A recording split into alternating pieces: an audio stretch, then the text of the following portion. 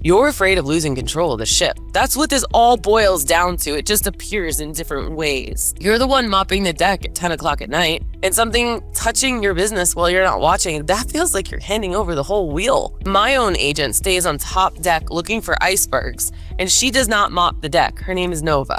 Today's it's about you. A captain looks for the icebergs. A captain does not mop. You cannot steer and mop at the same time, and right now you're trying to. This is episode 475 of Bella in Your Business. Okay, raise your proverbial hand if you think an AI agent is going to delete something that you can't get back. Keep it up if you think that it's going to email a client something stupid, like with your name on it, or spend your money or break your computer or some other crazy thing. I'm taking every one of those proverbial hands into account today because right now, sitting in my DMs, no joke, every single week, it like literally comes from a whisper. It's like, hey, Bella, does my pet sitting business need an agent? I'm really scared about it. Like, it sounds so crazy. And then before I can even answer, they're going on and on and on and talking themselves out of it. Good. Fear is just not understanding information, you guys. So today we're going to understand it. Every fear you have about agents out loud at one time, answered honestly. Okay? And I'm going to take you through all of it. And then I'm going to tell you why I'm going to say hire one. Yeah, that's the word we're going to use today. Hire an agent. And by the end of this, you're going to understand. And I'm not the only one saying the fear part out loud. Blue Vine surveyed 942 small business owners in April, and 78% said that they still don't fully trust AI to handle lower level tasks without oversight. But the kicker, it's those like lower level tasks that are actually the things that would save them the most time. You guys, the thing that we're most scared to hand off is the thing that is eating up all of our time. I'm Bella Vasta, and this is Bella in Your Business. This is going to be part one of a 3-part series I'm about to show you, and it's all going to be on AI agents for your pet business. Today is the why. The next episode is going to be what. Every job I would hand off to an agent in a pet business, holding nothing back. And then the third one is going to be how.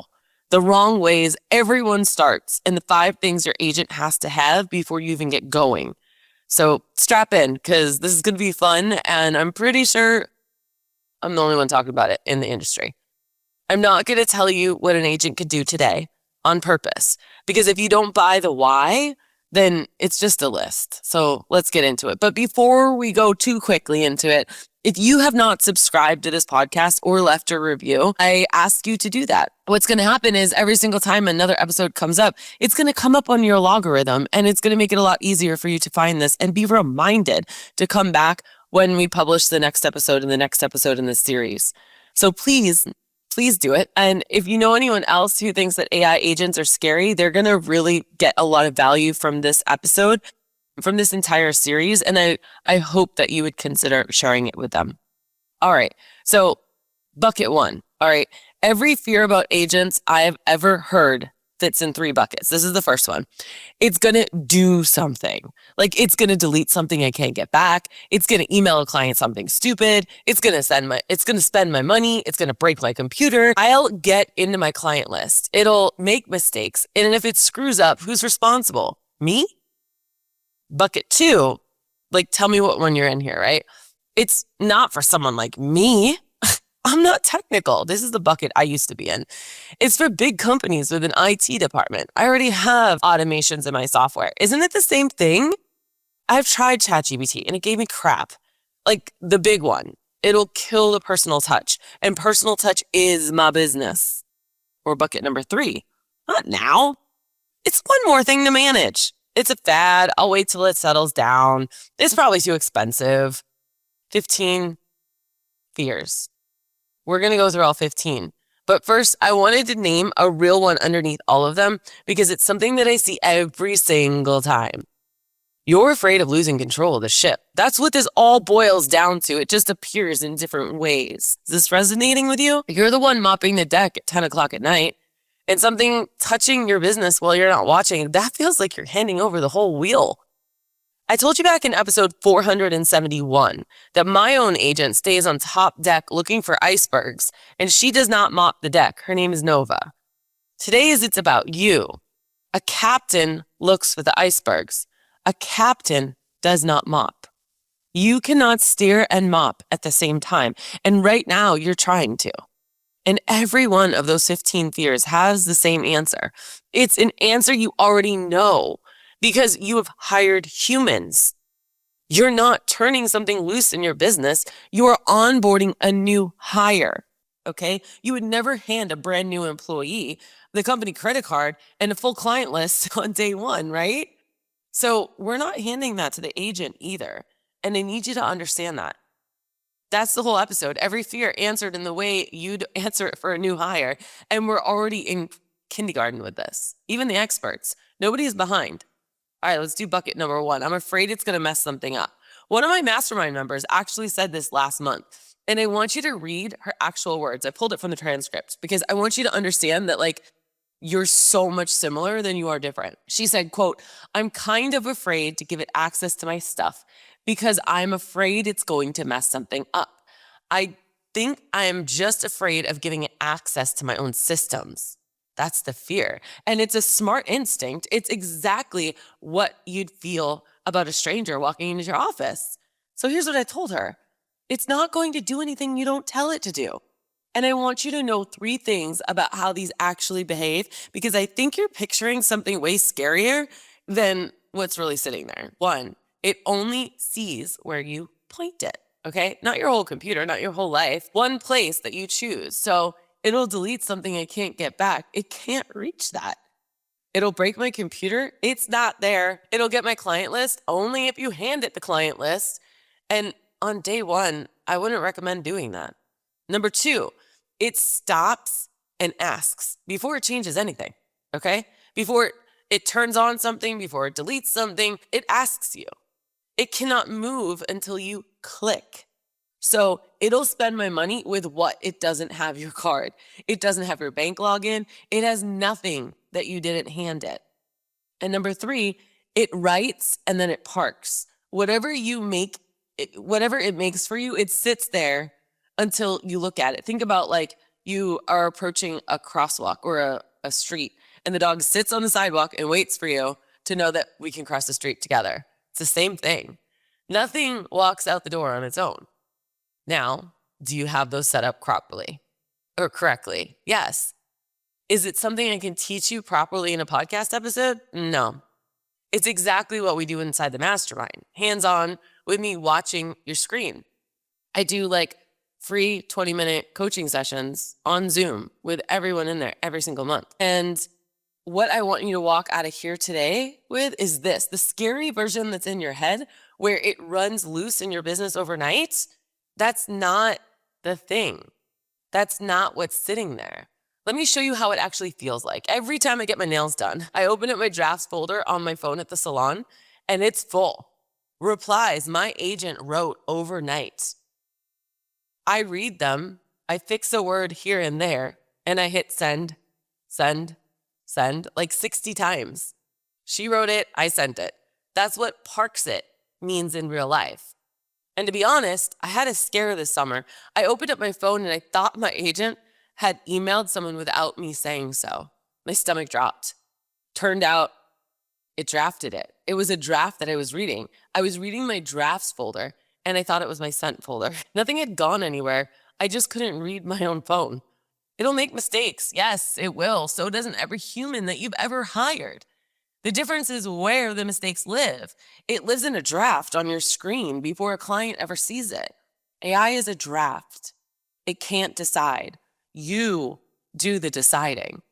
It's the 10 in the 90-10 rule that I always talk about.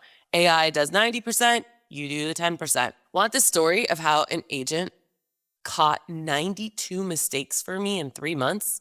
If you go back to episode 472, every one of them got caught before it ever left my building. And so who's responsible if it screws up? You are. So same if a sitter were to screw up, which is exactly why you don't hand over the keys to the kingdom in the first day. You give it one job, you watch it, and then it gets more when it earns more. You decide that. It never decides that for itself. You guys, this whole thing is a perception change. And that's what I'm here to do. That's bucket one. Delete, email, spend, break, client list, mistakes, liability. Every one of those hands is down. Bucket two is where we get personal. But real quick, because I know some of you are going, okay, Bella, fine, safer than I thought. But which of my jobs, where would I even start? That's what my free 20-minute call is for. jumpconsulting.net/20. I love talking about AI. You can get on a call with me and you can tell me what your week actually looks like. And I'll point at one thing I'd hand the agent first and how to do it. 20 minutes, jumpconsulting.net/20. Grab that spot and let's keep going. Oh, but Bella, I'm not technical. You guys, I built mine the hard way in a terminal. That is technical and crazy with my developer friend next to me. You don't have to. The door got way easier, and that's why I'm talking about it and teaching it in the mastermind this month.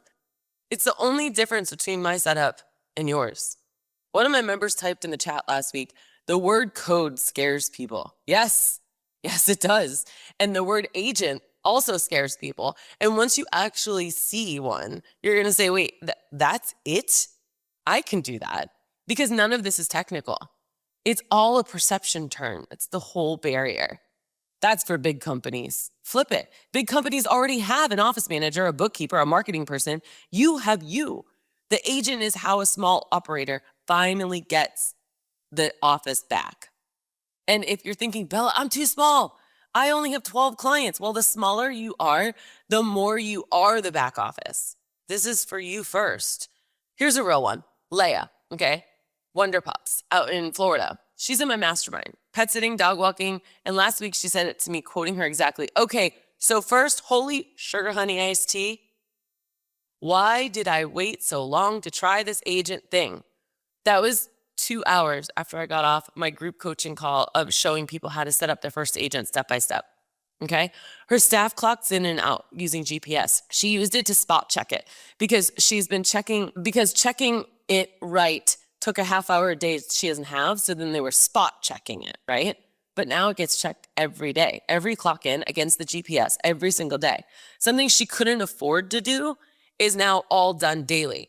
Big company stuff, please. That one owner is getting a half hour back a day. That's 2.5 hours a week if it's just 5 days a week, but we all know it's 7.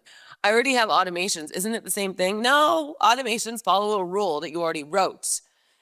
That's kind of like prompting, right? An agent handles things that you never wrote a rule for. Like I said, go back to episode 472, a GPT answers, an agent acts. If you're fuzzy on the difference, go there. That whole episode, it will explain the difference. What about, it'll kill the personal touch? I see this everywhere in every single Facebook group. And it just shows me how ignorant, meaning ignoring the information, I'm not dogging anybody, but they just don't understand the concept if they think it's going to kill the personal touch. I know because I did an entire episode on this exact fear. Will AI replace pet sitters? It's episode 470. Go listen. Today, one line, I'm going to sum it up. The agent does not walk a dog. Ever, ever, ever, ever. It does the 10 o'clock back office so you can get back to the driveway, the leash, the meet and greet. People come to you. And your team gets a boss who's not fried and frazzled and scatterbrained. One of the women I work for, she's literally a grandmother running a pet care company. She was sick and tired of doing payroll. Now, on payroll day, the miles in the payroll report are already pulled out of her scheduling software and sitting in a spreadsheet waiting for her. Nobody lost a job. Her team got a Friday morning back. What about the excuse? I tried ChatGPT and it gave me crap. Yeah, me too, girl. Me too. Okay, information problem or instruction problem. Because I bet you were typing it. Never, ever, ever type into AI. You'll get crap AI back. I will die on that hill. And 2 more things. ChatGPT is trained to agree with you and then give you 12 other things that you can do. In episode 434, train AI to challenge you. That's what I talked about. And you probably never loaded it with you. That's the AI brain, episode 468. Are you guys getting my drift right now? If you have not gone back and listened to the previous episodes, it would be really helpful if you really want to understand AI in the pet industry, because I've been doing this every single episode for over a year. An agent with no brain is a new hire that you didn't onboard. And you would never blame a new hire for that, right? Again, perception switch. One more example, Vicki. She runs a big boarding operation with the whole team. Vicki's Little Rascals. That's her company. Every morning she asks her agent for her day and she gets it. What's due, what's waiting on her, who needs an answer, a dog person who got tired of being a human instead of being a human doing instead of being a human being, okay?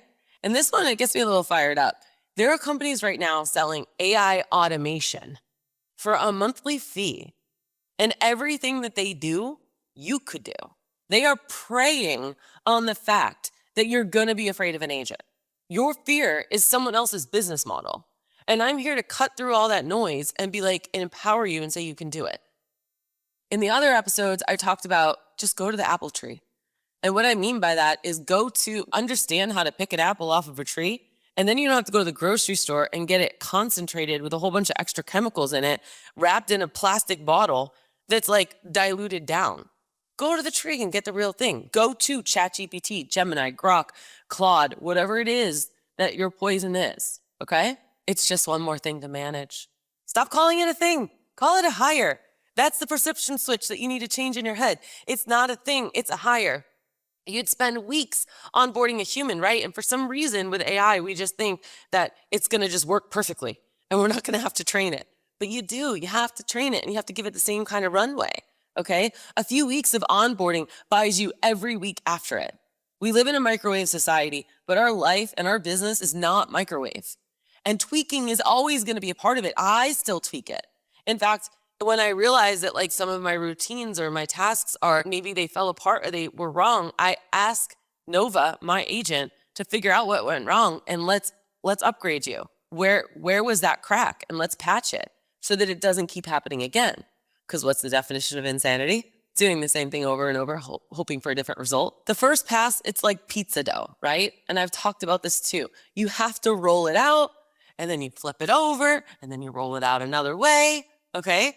That's what this is all about. It's just rolling out the pizza dough. Then other people also say, oh, it's a fad. I'll wait until it settles down. Yeah, okay. BlackBerry was one of the most well-known phones in business until it wasn't. Blockbuster, Yahoo was a search engine too. It's 2026. We do not use Blockbuster.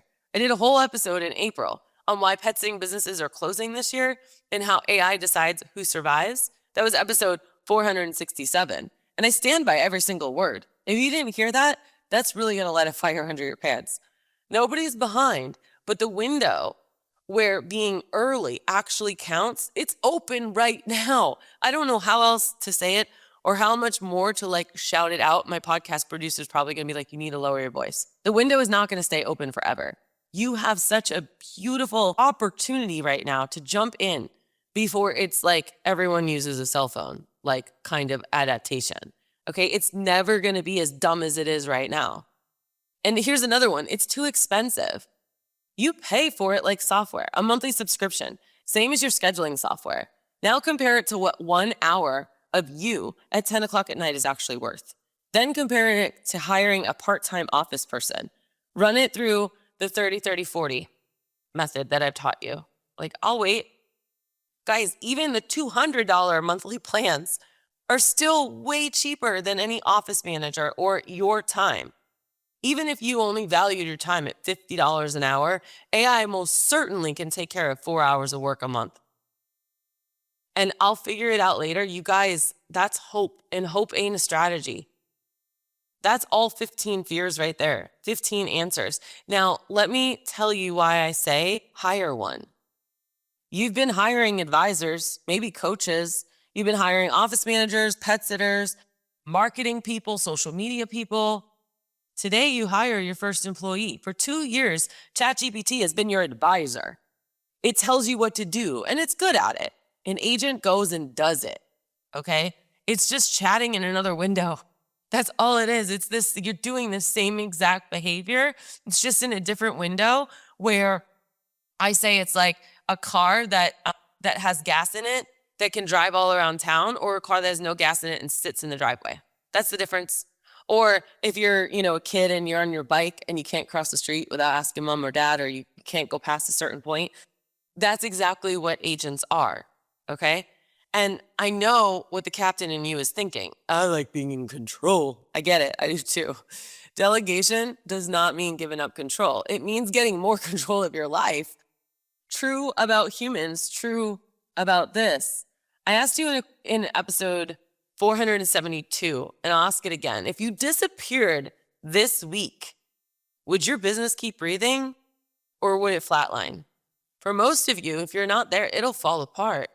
And that's not freedom, that's survival. An agent is the first thing in your business that runs while you're asleep. I told you about my crew, all my sub-agents that go out in episode 471. Here's what it's done since then, okay? My agent audits both of my websites every single day and fixes what it finds. It reads the reporter request emails 3 times a day and drafts pitches for me to approve. That's why I've been getting so much media lately. It runs a job search for a friend of mine 3 times a day and emails him the leads. It pulls the Zoom call I record into my brain overnight, my obsidian brain, which is a whole nother episode. So I never lose what a client told me, and that my AI also always has the context of every conversation, email, or Zoom call that I have. And every one of those comes back to me first. Like, I decide. And the messy part, because I'm not selling you a fantasy, mine gets stuck sometimes. I had a week this summer where my nighttime jobs, they jammed up at night. I had 14 things running at night. And if one thing stopped for whatever reason, it created a traffic jam and it stopped all these others. But through working through that and not just getting frustrated and walking away, I learned things that I can now pass on to you guys. And why now? The door to this got easier this year because I really love being the first in the industry to do anything. That's my track record. That's what I'm known for. Okay. And it makes a lot of people uncomfortable. I get it. But if you're still listening to this podcast, you're a jumper. Newsflash. You're the one that likes to jump, that doesn't wait for the perfect time, that knows that sometimes things are going to be a little messy. Okay. You are courageous. You're still listening to this podcast. And all I've been doing is talking about AI agents. So you, my friend, are probably really interested in this. And I told you in episode 471, and it's still true, you will never, ever feel ready for the thing that's about to change your business. So literally stop waiting to feel ready. Now, I wouldn't be Bella if I didn't give you homework. And so it's one question, and it's just something I want you to percolate on this week. What's one thing that you do every single week that an onboarded employee could do if you train them right? Okay. You could even ask your chat or your Claude, hey, what's something, everything you know about me, what are the things that I constantly am doing? Now, write it down, not 5 things, just one. And that's your first agent that your job's the first job that your agent gets to do. Okay. And I want you to bring it to the next episode because I'm going to use that idea that you have and we're going to work it out because I'm not going to hold anything back. Every job that I would hand an agent in a pet business, department by department, front desk, scheduling, marketing, hiring, payroll, your own brain, that's the what. And the one after that, the episode after that, the 3-part series I'm about to do, the how, it's going to be the wrong ways so that you don't make those mistakes. I've made the mistakes. Let me warn you, hey, don't step there. I rolled my ankle and it hurt. Okay, why wouldn't you want to just come along this journey with me, please? And share this out in whatever groups or friends or business besties that you have. They do not have to be in the pet industry either, okay? I know a lot of you have multiple businesses. And so I know that you came in here asking, does my pet business need an AI agent? And you're leaving with one question of your own. And if you're not hearing what it could do today, it's on purpose. Because today, I just need you to stop being scared about it, please. I can't. Fear is something that we all have. It's how we carry it around that determines how successful we are. So does your business need an agent? Here's my honest answer. Yes, because you're the captain and you've been mopping the deck for years. And there's finally a hire that costs less than software, honestly, and asks before it moves and never sends a thing without your hands on it or your approval. The 3 words at the start of this episode, that scares me. 3 words now, I need one. Hopefully that's been your transition today. When you're ready to actually build one, that's what we do inside the Jump Mastermind. Not theory, your screen, your business, your first job, with me in the room. It's where Leia built hers. It's where Vicki learned about it. If you're not in there yet, you can jump in by going to jumpconsulting.net/mastermind, and you can watch all of the tutorials that I have, or we can get on a call and we can talk about it and see if it's right for you. Jumpconsulting.net/20. But honestly, if you're a DIYer, if you're someone who's scrappy, if you started your own business, I think you pretty much are, that's the place for you. I don't rope you into years worth of, like a contract or anything. It's month to month. So if you get in there and you decide you don't like it, cool. But if there's any place in the industry that you want to learn about AI and especially agents right now, this is the place to be. I will make you back your membership like that. Promise. If not, I'll give you your money back. Seriously. That's how confident I am. All right, that's a wrap on episode 475 of Bella in Your Business. Everything that we talked about today, episodes 470, 71, 72, the Blue Vine survey, the free 20-minute call, the mastermind, it's all in the show notes at jumpconsulting.net. Just hit the podcast button. No digging around. It's all right there. And hey, if this episode hit, will you share it with just one small business owner? I would really appreciate that. We don't charge for this podcast, and that would be so super helpful. Or text it to someone, or share it in a Facebook group or your local business networking group, wherever. This is exactly the kind of thing that's a lot more fun to figure out when you're not doing it alone.